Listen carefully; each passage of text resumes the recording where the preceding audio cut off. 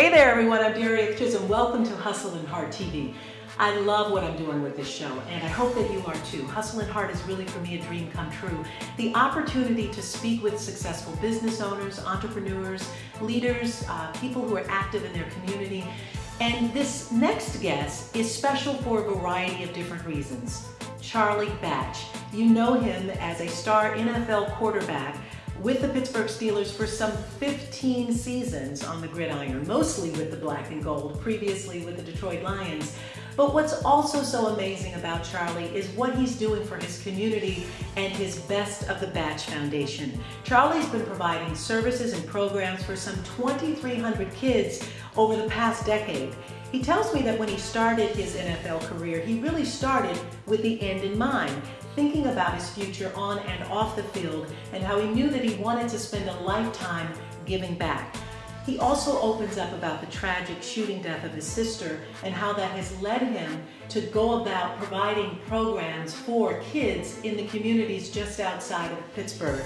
He reflects on his life lessons and lack of opportunities and how that has made him the man that he is today. So I hope you enjoy this special Hustle and Heart TV with Charlie Batch. You're watching Hustle and Heart TV, a video podcast show that spotlights expert advice from top money earners, successful entrepreneurs, superstar network marketers, and leading authorities in business and marketing. I'm Darieth, Chisolm. I'm inviting you into my home, and I'm bridging my own personal success as an entrepreneur, MLMer, news anchor, and now video podcast show host to help you leverage more tools and resources, make more money, and generate more ways to take action, become a rock star, and love your journey. All right, everyone, the one and only Charlie Batch on Hustle and Heart TV. Charlie, thanks so much for being on our show today. Not a problem. Thanks for having me. I am just so grateful that you're going to spend a few minutes with us in this incredibly gorgeous lounge of your clubhouse here. Tell us where we are and what you guys do here. Right now, we're here at the home of the Best of the Batch Foundation, and what we have a computer lab. Right now, you're in one of the lounges. We are an educational foundation, and we use sports to draw kids in, and then at that point, we're able to implement any educational component that we choose. And it's just fun because you see a lot of kids throughout the day coming through the building, and we're just in the lab, but downstairs you have a computer lab. There's 40 computer labs down there, so kids are in and out daily as they come in and play on the computers. And this is a great place because we're in a community, in the Homestead community, where kids can literally walk here. It's a great place for them to be and spend their extra time in a very home-like setting. It is, and we don't have boys and girls clubs around here, so this is kind of like the closest thing to that. And we try to make it a fun-filled atmosphere so people want to come up here. And it's just something that over the last 8 years, we needed a physical place here.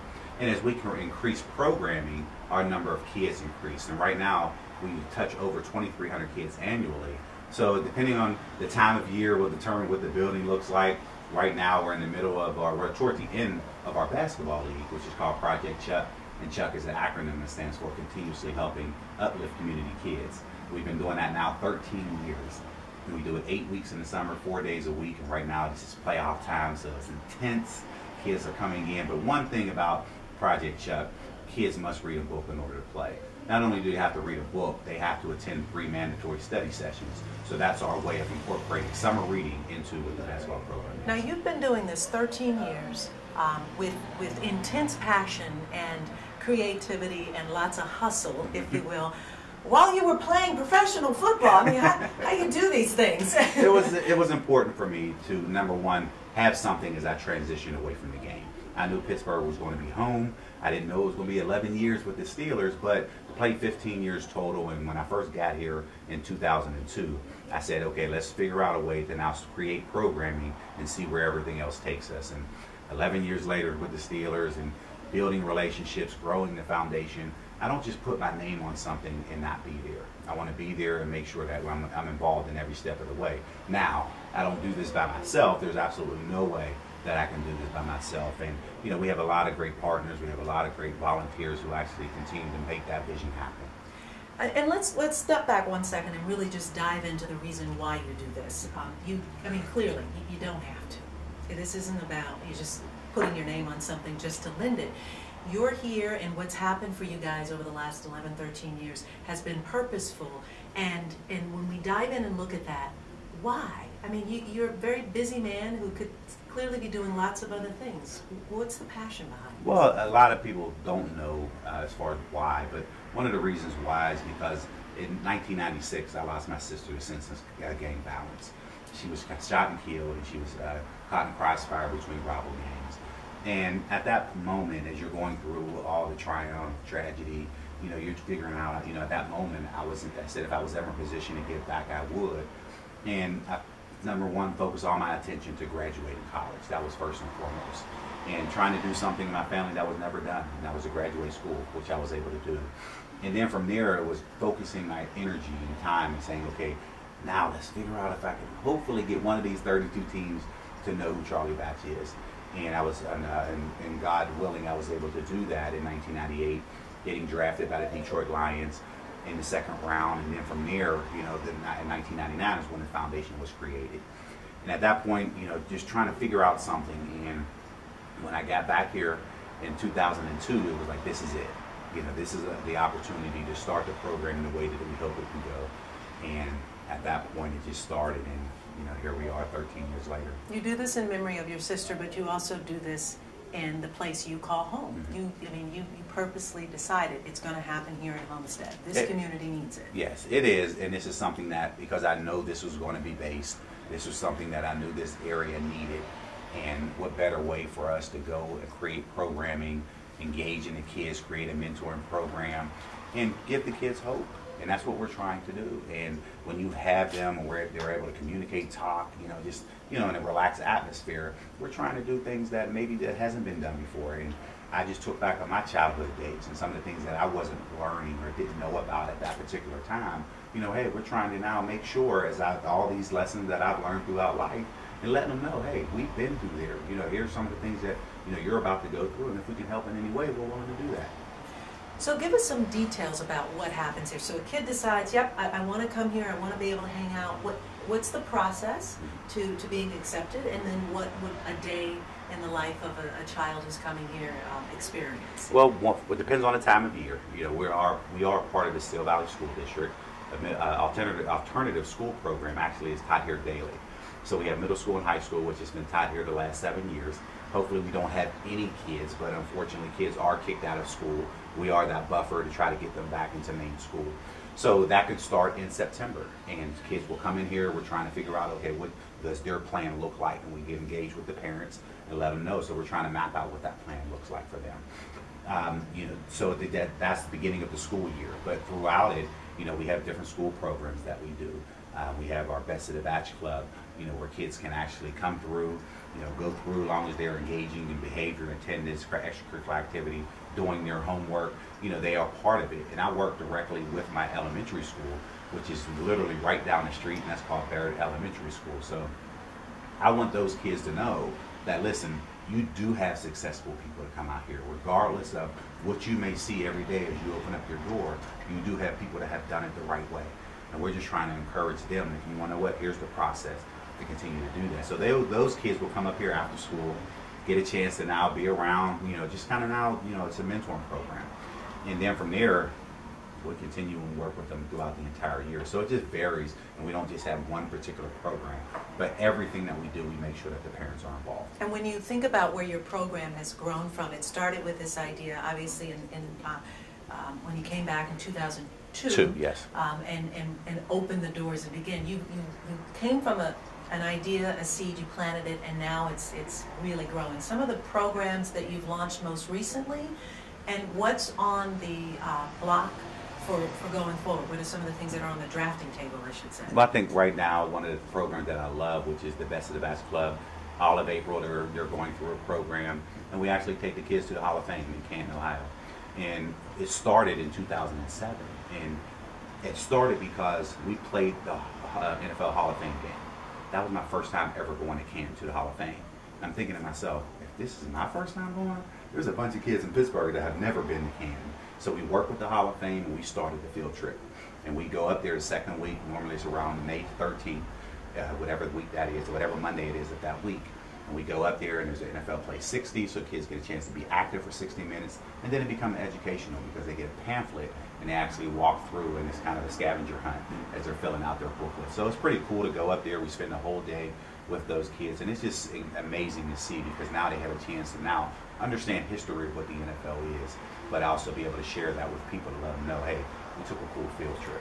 And where are you guys going? I mean, when you look at where your programming is now, what are some of the things that you have on the drafting table, and what are some of your big dreams and visions about where to take this? Well, I think right now we obviously want to continue to expand programming. We love to do that. But right now on the horizon, we're in our strategic plan. We're going to take up half the block, and we're going to build a state-of-the-art educational facility. So we're extremely excited about that. All the pieces are really coming together, and hopefully here in the next 5 years, that's where we're going to be able to now expand and then take on more programming. All right, when we come back, I want to talk a little bit about how you do that in terms of someone who might be interested in starting their own educational resource center, something like yours, maybe coaching them or sharing with them some of the steps that you would encourage them to take, both good and bad. All right, so we'll dive into that when we come back.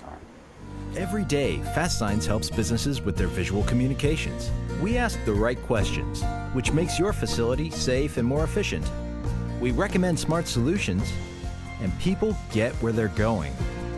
We bring new ideas and help you build your business. Fast Signs offers more than signs and graphics. We're innovators, planners, and designers, and we're more than ready to help. For more information or to request a consultation, visit fastsigns.com. So Charlie, I'm a community leader, someone who's very passionate about setting up programming for my community like you've done. Tell me some things that you would encourage someone who's interested in doing and duplicating what you've done in their communities. Maybe some things that you learned along the way or some initial steps that you would encourage one to take. Well, everyone is different, and number one, it starts with passion, which you've already mentioned. But I think it's something to where you have to continue to stay on that grind because there might be a lot of no's that come along when you're going through it. And it's a lot easier when you go from, what the vision is to planning and planning into progress. And it's something that, for us, it was, something that was thrown out there. What do we want to do? And then how do you go about doing it? And then you have to figure out, okay, what does your team look like? You have to have a lot of great volunteers that have the same passion as you do. Because you might possibly run into people who are willing to do it, but they want paid to do it, and it doesn't fit in the budget. So it's just some of those early questions that you may have to overcome when it comes to it. But it's just sticking with your guns. And one thing about it, whatever your mission statement is, you don't want to have any mission drifters.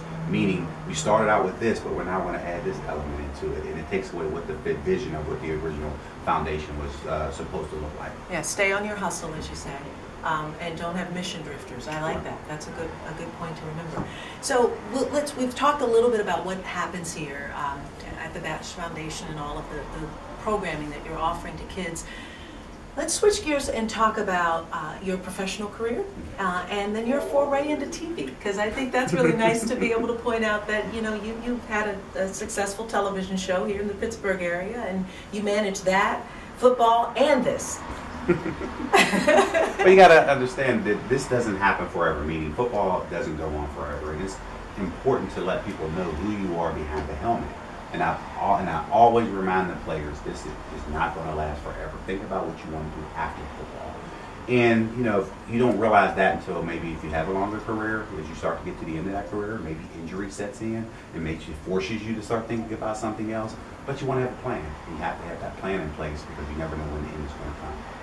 You did a nice job too with being a true ambassador for this city, because as much as you were busy and are busy in a variety of different ways, you show up at a lot of other community events, and you lend your name and your muscle in many ways, and that's a true testament to how you leverage your own talent and your own name, but still support this community.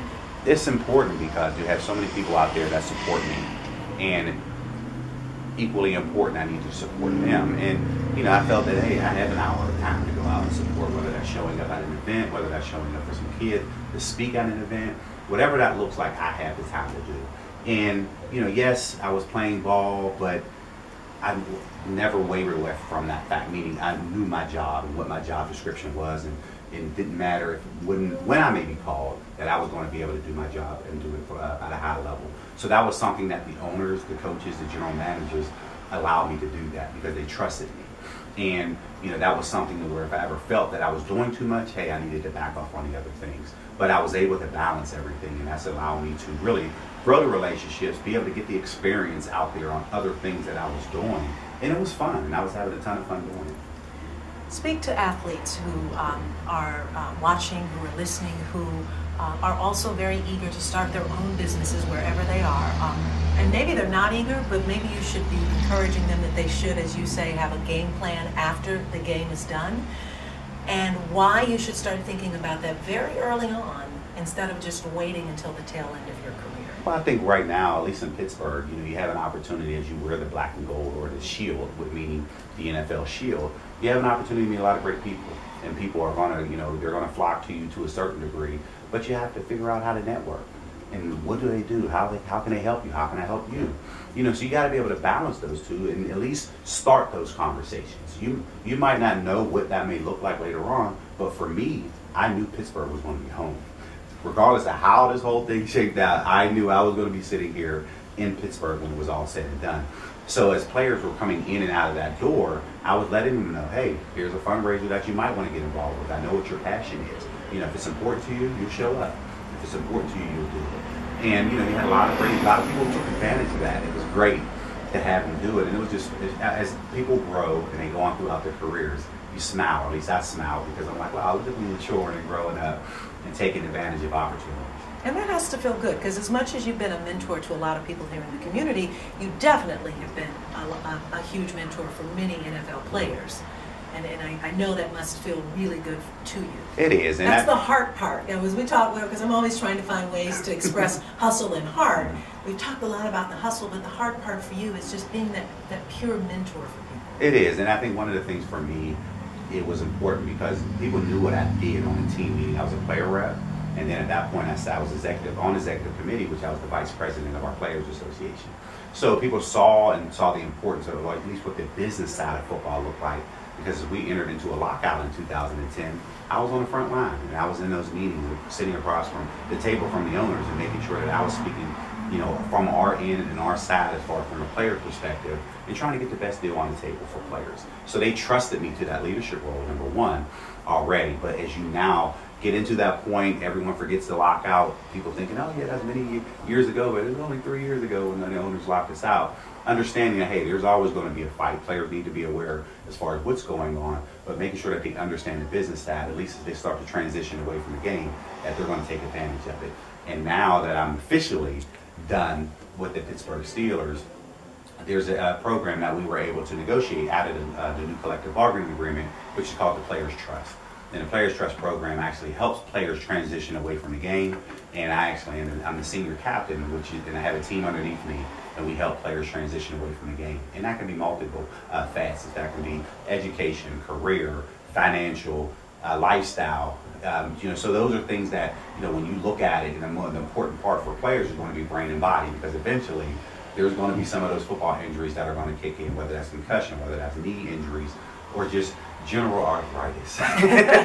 Just age. Whatever that may look like, we're all going to get to that point. But not only are you helping them transition, but if they are hurt, you're making sure that they understand the workers' comp right to make sure that they have to now apply for it now, so they can, if something was to happen later on in life, that they understand what's going on. So it was always important from my role, not only as that active player to now to understand and help the players understand what their rights are if they need to execute it. A great leader on the field, in the locker room, and in your community. That is just, that's kudos, wonderful. I mean, really, that's wonderful.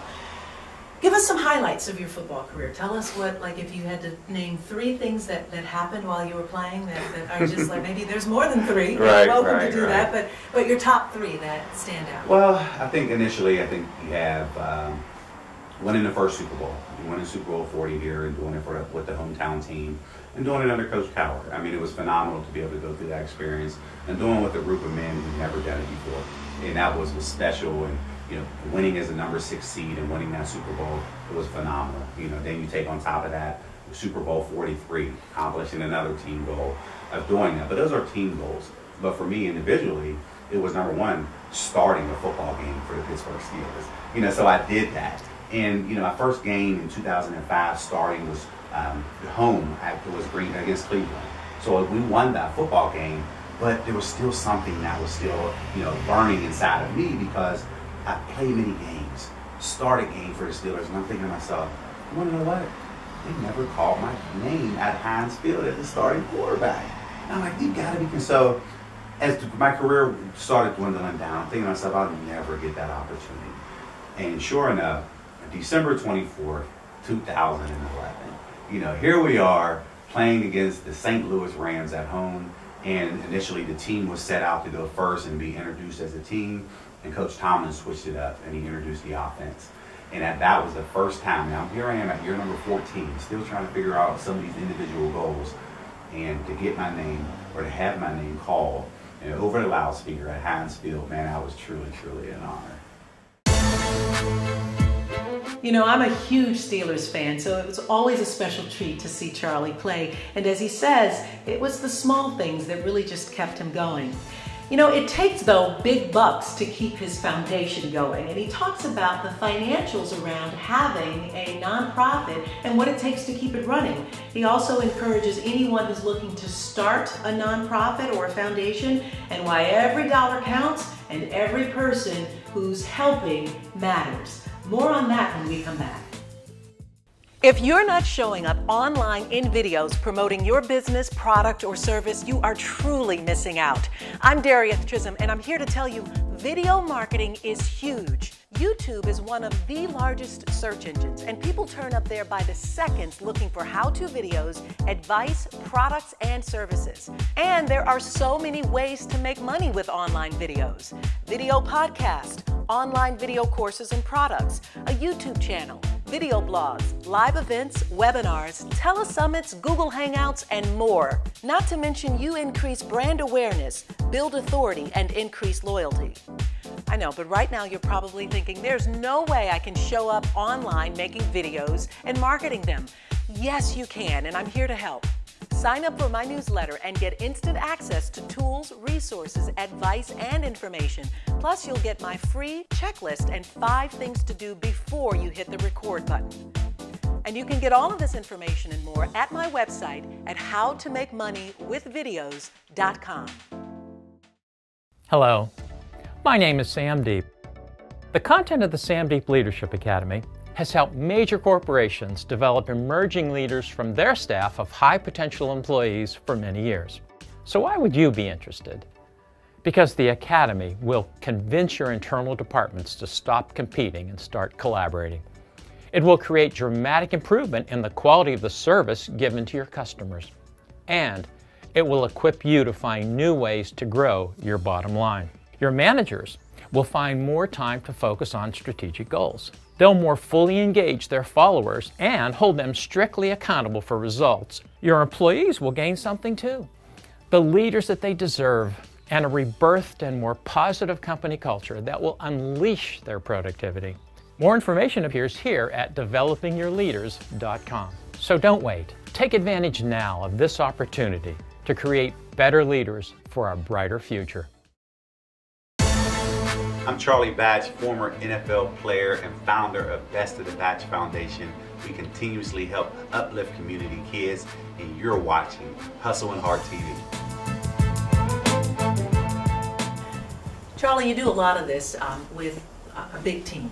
Volunteers, as you talk about, people really understanding and knowing the mission around where you're going and what you want to do. But it takes money to do this. I mean, clearly it's, as much as you probably would want to pull it up right out of your pocket, it takes money for other people to donate. And so I'd assume that is basically how you run the programming here, is donations? Yes, we ran off donations, and for us, we don't have a paid staff member on here, so our foundation is ran off of all volunteers.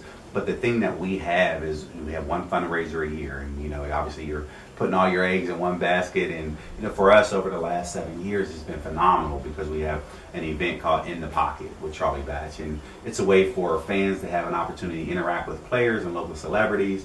And raise money and having fun doing it in the process. So people can actually play ping pong, poker, pool. This year we have bowling, and for the past this year we just had bowling. So for the past couple of years, people were like, "Well, if you can add one more element to it, we would love it." So when you move to a bigger venue, you start to become nervous because you're going from 500 people, and you're like, "Will people show up?" And we moved it to a bigger venue, and sure enough, people did. It was 895 people attended this year. Wow. And it was great. And people love playing against it because you had a chance to come out a couple of years ago playing ping pong with Max Starks. Beat him. So yeah, I'm proud of that. Yes, he did. He still talks about that. He still talks about that. So it's fun because we want people to do it in a relaxed atmosphere and have fun, and for people to support it, and people number one to believe in what we're doing over here. It's humbling, and we truly appreciate that. And over the years, over the course of a year, we'll get small donations, but those are the ones that matter, because when you're filling out your financials and they want to know, okay, that 33%, we want to know, make sure that you are now qualified to become a public foundation. Those are the ones that count. We'll have people that will come up to me in the city. I'll be out to dinner, and they'll say, "You know what you do over a Homestead, we appreciate it. It may not be much, but this is what I can afford." And they'll have me $10 or they'll have me $20, and I'm just like, wow. And we jot that down, and I have to, hey, can I have your name so I can put that down on our donation? We don't want our name. It wasn't meant for that. So I have to put it on the sheet as anonymous. So you go back and you're filling out those documents, but you have to be 100% correct, because as people come in here, they want to know what's your financials. That's the first thing people ask. And you want to make sure that all your books are in order as you go around to it, as you go out there and solicit funding, that making sure that people trust what you're doing with everything. You're serving these kids, and you want that door to always be open for them. So it's really important that your back end is suffice and sufficient in order to keep the front end and the front door open. Absolutely. And when you're running a nonprofit, you definitely need to do that. You've got to find some time in your life, though, to find balance. I hope. I know that's challenging for very busy people. And life and lifestyle. And so how does Charlie Batch relax, if in fact that happens? And how do you spend your free time? And what are some things that you do to dial things down, if you will? Well, there's not a lot of time. And it seems like when that downtime happens, it's in the winter. So you don't get to enjoy the weather. But, for me, Latasha and I, we literally, we'll go try to take a vacation of some sort as we start to transition into back-to-school programs, because we have, 1,500 book bags that we're giving out at the beginning of the year. And, we'll go back, we'll challenge her in games, we'll play video games, just kind of relax. But we're just trying to do things, and I do it with her. I don't necessarily do it by myself. And we just figure that out, and whatever that may look like. So every year it changes. And, we just try to go out there and really spend our time together to make sure that, hey, we're not missing out on those moments. Yeah, because it's important, because you'll blow past a few years and you look back and you think, like, we didn't have a vacation, we didn't do something, and you really want to do that. Daily, though, is there any ritual? Is there something that, do you start the day in meditation? Do you just walk right? What do you do daily or weekly that just keeps life for you? And maybe you don't, but sometimes for very successful people like yourself, there's always something that you can come back to just get yourself centered to move back out again. Well, I think it depends on the time of year. Like right now, we are in our basketball program. Because the doors are open at 10, really 9 o'clock, but the kids start to come in at 10. We don't finish until 10 o'clock at night. So by the time I get home, it's after 11, and we're right back at it again. So you try to, you make sure that you get enough sleep, that you're not burning yourself out, but you know how important it is for other people to depend on you to make sure that we're here, and we want to make sure that we continue to do that. But, as we go through this whole thing, I like to rest. I try to. And there's a lot of times that, there may be called for a vacation where you want to know what, I'm just burnt out. If I'm out, so I just kind of relax at home. And what I don't want to do is be so burnt out that if I get on vacation, I don't want to leave the room. That kind of defeats the purpose of what that vacation may look like. So, at the end of it, we make sure that we do just enough. And for me, it's just making sure that we don't burn out doing it, and making sure that we still love what we do. And right now, we love what we do. Yeah, and that is, you moved right into my next thing, which is loving what you do. When we focus on our 4 pillars of this show, and we've talked a lot about leadership, you definitely define that. We've talked about leverage, we talked about lifestyle, and then loving your journey, because part of this is figuring out the piece of it that allows you to just be in love with what you do and in love with the life that you've created. Right. And I think this is something that, for me, for us, is something that, you know, you go through, you're drained, the energy level is down, and you start to question, am I doing the right thing? And when you get, I don't necessarily call it work, but when we get to the office and you start to see the smiles on the kids' faces, that's what it's all about. You know, it brings that value and understanding that, hey, people appreciate what you do. And you may not hear thank you all the time, but when you see those smiles, that's what it's all about. We always end our show with 2 tips. One of them is a hustle tip and a heart tip. And so share with us a hustle tip. Well, I mean, I don't know. My thing is just stay on your grind. Just, you know, put blinders on and keep it moving. And, you know, sometimes you have to disregard what the outside world thinks. And sometimes you may be the only person that can see your vision. Keep those blinders on and keep it moving. And your heart tip? Heart tip is, I always I tell the kids it's my 5 P's. And they say my 5 P's, the 5 P's that I use, which is proper preparation prevents poor performance. And that's say that again so we digest that? 5 P's, proper preparation prevents poor performance. Wow, that's great. You can use that on and off the field. On and off the field. And that's something that, you know, not only with those 5 tips, but there's a quote by Ralph Waldo Emerson that I use all the time. And I make sure that I work out, and it doesn't matter who I'm talking to. And the quote basically says, do not go where the path may lead, go instead where there is no path, and leave a trail. And that's what we do at the Batch Foundation. And that's what you've done, both on and off the field. So Charlie Batch, we appreciate you being on the show today. It has meant the world. Appreciate it. Thank you. All right, great. And to learn more about the Best of the Batch Foundation, about some of the other charities that Charlie works with, along with the In the Pocket fundraiser, see some game highlights and get some of Charlie's recommendations, you can head out to our website at hustleandhearttv.com to get those links and more information. We also want to encourage you that if you're enjoying this show and you're listening to us or watching us on iTunes, to please go ahead and download it, write a review. We'd love to hear from you. It helps us stay on track when it comes to giving you the shows and the information and the guests that you want to hear from. We've got more Hustle and Heart straight ahead.